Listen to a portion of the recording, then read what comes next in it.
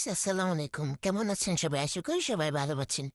আজকে আমি একটি কাবা আর্ট করবো, এই জন্য আমি ওয়াশি টেপ দিয়ে ভালো করে বর্ডার করে নিয়েছি। তারপর আমি স্কাই কালার এড করেছি এবং white colour and sky colour দিয়ে ভালো করে ব্লেন্ড করে নিচ্ছি।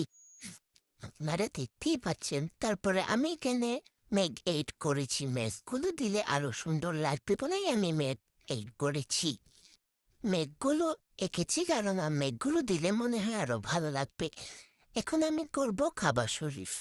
তো কাবা শরীফ করার জন্য প্রথমে বর্ডার করে নিয়ে তারপরে আঁকবো, কারণ যদি বর্ডার না করি আমার আঁকা বাঁকা হয়ে যাবে। এই জন্যই আমি আজকে প্রথম হচ্ছে ভয়েস ওভার দিয়ে আর্ট করতেছি।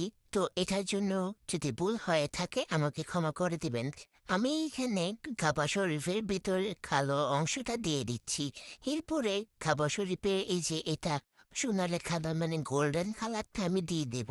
আমি আজকে প্রথম ব্লগ করছি, আর্টের ব্লগ করছি। তো এতটুকুই ছিল আমার আর্ট। আমি আস্তে করে ওয়াশি টেপগুলো তুলে নেব।